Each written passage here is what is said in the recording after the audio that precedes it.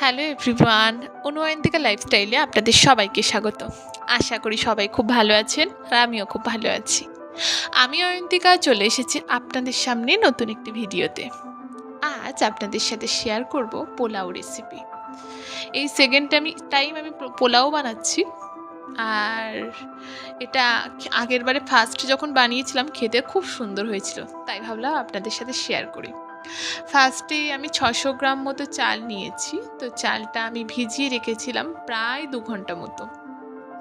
দেন তারপরে ভালো করে ছেঁকে নিয়েছি চালটা।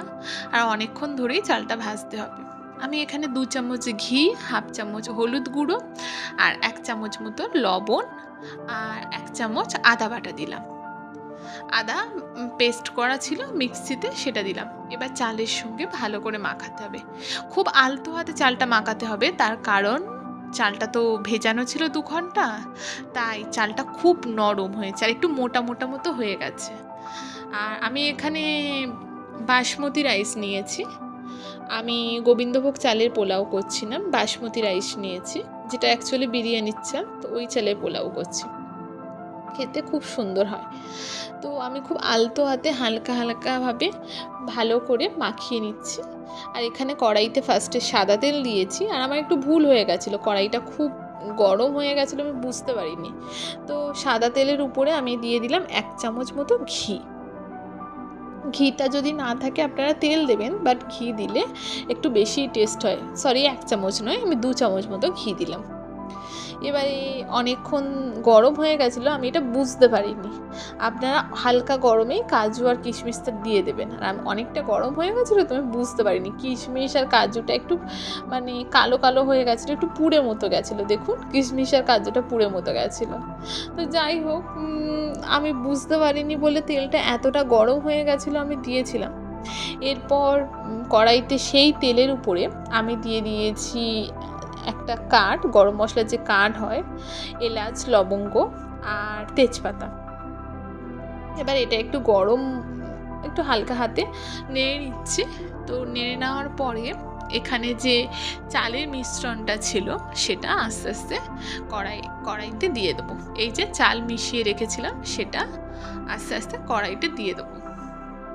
এই পোলাওটা না খেতে খুব সুন্দর হয়, বিশেষ করে চিকেন কষার সঙ্গে খেতে খুব ভালো লাগে। তো আমার পার্সোনালি খুব ভালো লাগে। আপনাদের যদি ইচ্ছে হয় একবার ট্রাই করে দেখতে পারেন। আর এই যে আমি পুরো চালটা এখানে দিয়ে দিয়েছি।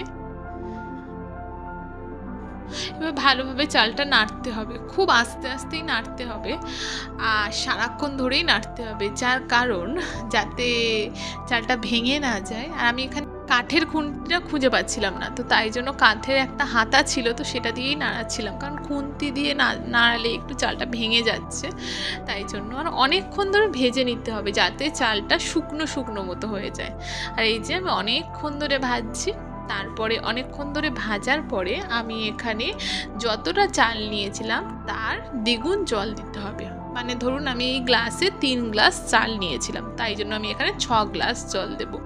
আর পুরো জলের মাপটা যেন খুব ভালো হয়, এরকম যতটা চাল ততটা জল, এটা যেন অ্যাকুরেট হয়, তাহলে পোলাওটা খুব সুন্দর হবে। তারপরে আমি 4-5টা কাঁচা লঙ্কা চিড়ে রেখেছিলাম, তো সেটা দিয়ে দিলাম। এরপর আমি এখানে চিনি দিয়ে দিচ্ছি। আমি প্রায় এতটা মতো চিনি দিয়েছি। আপনারা একটু স্বাদ মতো দেবেন, কারণ একটু চেখে দেখবেন যে পোলাও তো একটু মিষ্টি মিষ্টি ভাল লাগে, তো আপনারা একটু সেঁকে দেখবেন। তারপরে দেখুন 15-20 মিনিট ঢাকা দেওয়ার পরে ঠিক এরকম এসছে। এবারে আস্তে আস্তে হালকা হাতে চিনিটা এবার নেড়ে নিতে হবে যাতে পোলাওর সঙ্গে লেগে যায়। আর এই যে দেখুন ঠিক এরকম এসছে, এটাও শুকিয়ে যাবে। এবার শেষে আবার আমি একটু হাফ চামচ গরম মশলা দিয়ে দিয়েছি। এবার গরম মশলাটা পোলাওর সঙ্গে ভালো করে মিশিয়ে নেব। আপনারা একবার ট্রাই করবেন, খেতে দারুণ হয়। আমার তো এই পোলাওটা খেতে খুব ভালো লাগে। তো যাই হোক, তারপরে দেখুন আমি পোলাও নিয়ে বসে পড়েছি, সাথে চিকেন কষা, স্যালাড। আপনারাও একবার ট্রাই করবেন যদি ইচ্ছে হয়।